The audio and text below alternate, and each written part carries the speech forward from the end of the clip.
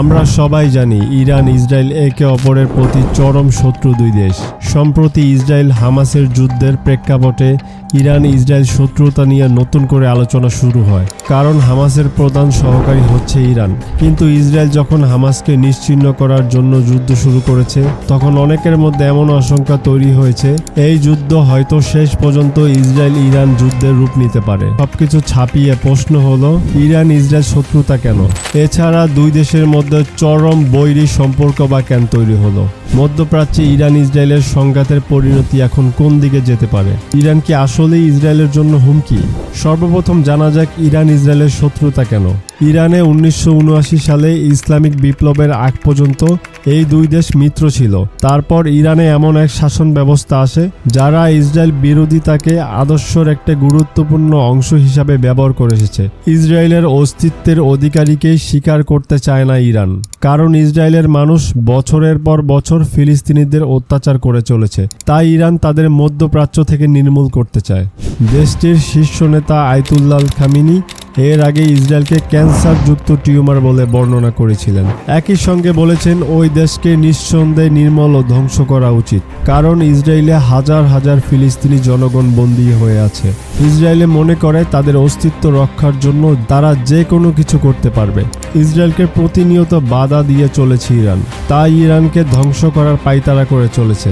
Iran ইসরায়েলের জন্য একটা বড় ঝুঁকি। তার প্রমাণ হিসেবে রয়েছে তেহরানের বাগাম্বর ইসরায়েলকে ধ্বংস করতে বদ্ধপরিকর প্রক্সি বাহিনী গঠন করার মতো ঘটনা। হামাস ও লেবাননের হিজবুল্লাহ আর সেই সাথে হুতি মুজাহিদ বাহিনী সহ সশস্ত্র ফিলিস্তিনিতে অর্থায়ন ও অস্ত্র দেওয়া এবং সর্বোপরি প্রচেষ্টা ইরানের। এছাড়া পারমাণবিক অস্ত্র ভান্ডার রয়েছে ইরানে। এর কারণে ইরানকে মধ্যপ্রাচ্যের বাদশা বলা হয়, আর সেই সাথে পশ্চিমাদের ভয়ের নাম ইরান। আর দুই দেশের মধ্যে চরম বৈরী সম্পর্ক বা কেন তৈরি হলো? ইরান ইসরায়েল এখন পরস্পরের শত্রু দেশ হলো অতীতে, কিন্তু পরিস্থিতি এমন ছিল না। জানলে হয়তো অবাক হবেন, একসময় ইরান এবং ইসরায়েল ছিল একে অপরের পরম বন্ধু।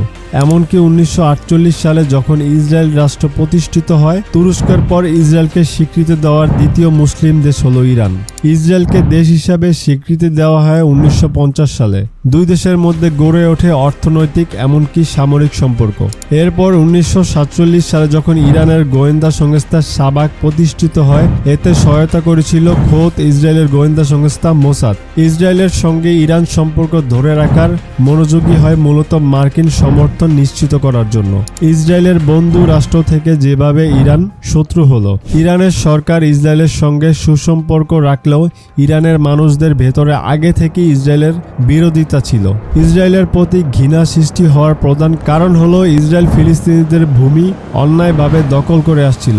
সেই সাথে অসংখ্য ফিলিস্তিনিদের ধরে ধরে কারাগারে নৃশংসভাবে গণহত্যা চালায়। এর প্রতিবাদ স্বরূপ শিয়া মুসলিমরা কট্টরপন্থী ইসরায়েলের প্রতি ঘৃণা সৃষ্টি হতে থাকে। ইরানের শাসন বিরোধী বামপন্থীদের সঙ্গে ফিলিস্তিনদের মুক্তি আন্দোলন ফাতাহ এবং এর নেতা ইয়াসির আরাফার যোগাযোগ ছিল। অন্যদিকে আয়াতুল্লাহ আল খামেনি এবং তার সহযোগীরাও ছিলেন ফিলিস্তিনিদের ইহুদি রাষ্ট্রের ইসরায়েল প্রতিষ্ঠার বিরুদ্ধে। তবে ইরান ইসরায়েলের সম্পর্ক ভেঙে পড়ে মূলত 1979 সালে ইরানের ইসলামী বিপ্লবের পর। তখন ক্ষমতায় আসা ইরানের বিপ্লবী সরকার রাষ্ট্রীয়ভাবে ফিলিস্তিনিদের পক্ষে নেওয়ার ঘোষণা দেয় এবং তেহরানের ইসরায়েলের দূতাবাসকে ফিলিস্তিনিদের দূতাবাসে পরিণত করে। মূলত ইরানের বিপ্লবী সরকার ফিলিস্তিনে ইসরায়েল রাষ্ট্রের অস্তিত্বকেই অস্বীকার করে। তারা ইসরায়েলকে রাষ্ট্র হিসেবে অস্বীকারের নীতি নেয়। অন্যদিকে ইরানে এমন উত্থানকে হুমকি হিসাবে বিবেচনা করতে শুরু করে খোদ ইসরায়েল। সম্পর্ক যেভাবে আরো খারাপ হলো, এখানে কয়েকটি কারণ আছে। প্রথমত, ইরানের দূরপাল্লার মিসাইল তৈরির চেষ্টা। দ্বিতীয়ত, পরমাণু প্রকল্প গ্রহণ। ইসরায়েলের প্রতি বৈরী হয়ে পড়া ইরানের এমন দুটি সামরিক প্রকল্পকে হুমকি হিসাবে দেখতে শুরু করে ইসরায়েল। ফলে তারা ইরানের সামরিক উচ্চাকাঙ্ক্ষা বিশেষত পরমাণু প্রকল্প ভেস্তে দিতে শুরু করে নানা ধরনের আত্মঘাতমূলক নিকৃষ্ট পদক্ষেপ নেয়। এই সময় দেশটির একের পর এক বিজ্ঞানীকে ইসরায়েল অন্যায়ভাবে গুপ্ত হত্যা করেছে। এছাড়া ইসরায়েলের মোসাদ গুপ্ত হত্যা এটা তাদের কাছে নতুন কিছু নয়। তারা তাদের স্বার্থের জন্য যে কোনো কিছু করতে প্রস্তুত। কট্টরপন্থী ইসরায়েল নানাভাবে ফিলিস্তিনিদের ধর্ষণ এবং গণহত্যা চালায়। অন্যদিকে মধ্যপ্রাচ্যে ইরান তার প্রভাব বলায় বিস্তার পদক্ষেপ নেয়। লেবাননে ইরানের প্রত্যক্ষ সহায়তা গড়ে ওঠে হিজবুল্লাহ। 90 দশকে হামাস এবং ইসলামিক জিহাদকেও সহায়তা শুরু করে ইরান। ফলে মধ্যপ্রাচ্যে ইরান এবং ইসরায়েল এক ধরনের আধিপত্য বিস্তারের প্রতিযোগিতায় লিপ্ত হয়ে যায়, যেটা দুই দেশের সম্পর্ককে আরও খারাপ দিকে নিয়ে যায়। এখন ইরান এবং ইসরায়েলের সংঘাতের পরিণতি বিশ্বকে কোন দিকে নিয়ে যেতে পারে? ইরান ও ইসরায়েলের যুদ্ধ ছাড়াও বেশ কিছু ফলাফল রয়েছে। যেমন ইসরায়েল চায় ইরানকে অভ্যন্তরীণ সমস্যায় জর্জরিত রেখে শিক্ষা, প্রযুক্তি এবং অর্থনৈতিকভাবে চাপে রাখতে। অভ্যন্তরীণ সমস্যার জন্য ইরান ইসরায়েলকে দায়ী করলেও হামলা করবে বা হামলার হুমকি দিবে আরব রাষ্ট্রগুলোকেই। ইরানের হামলা মোকাবেলার জন্য আরব বিশ্ব আমেরিকা ও ইসরায়েলের উপর নির্ভরশীল। তবে সাম্প্রতিক সময়ে বাইডেন প্রশাসন আরব বিশ্ব থেকে নিজেদেরকে গুটিয়ে নিয়েছে আর ইসরায়েলকে সবকিছুতে প্রাধান্য দিয়ে আসছে। ইসরায়েলের এই প্রাধান্য বিস্তারের দরুন আরব বিশ্বের গুরুত্বপূর্ণ সব তথ্য সবকিছুতেই ভূমিকা রাখা শুরু করেছে। এসব ভূমিকা আস্তে আস্তে অধিকারে পরিণত হবে, আর যখন অধিকারিতে পরিণত হবে তখন তা নিয়ে একটি ট্রাম্প কার্ড খেলবে পশ্চিমারা। মূল বিষয় হলো ইরানকে টার্গেট রেখে আরব বিশ্বকে নিজেদের বলায় নিয়ে এসে গ্রেটার ইসরায়েল বাস্তবায়ন করা। এই পরিকল্পনা যদি বাস্তবায়নে ধীর গতি চলে আসে তাহলে আরব বিশ্ব বনাম ইরান যুদ্ধ অনিবার্য।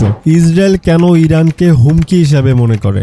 ইসরায়েল ইরানের অস্ত্র কর্মসূচিকে বরাবরই হুমকি হিসাবে দেখে এসেছে, কারণ তারা জানে ইরানকে কোনোভাবে থামিয়ে রাখা যাবে না। পশ্চিমারা ইরানকে সব ধরনের নিষেধাজ্ঞা দেওয়ার পরও ইরানের চুলও বাঁকা করতে পারেনি। এমনকি ইসরায়েল ইরানের পরমাণু স্থাপনায় হামলা করার হুমকিও দিয়েছে একাধিকবার। যদিও ইরান দাবি করে তাদের পরমাণু কর্মসূচি অস্ত্র বানানোর জন্য নয়, বরং এটি শান্তিপূর্ণ।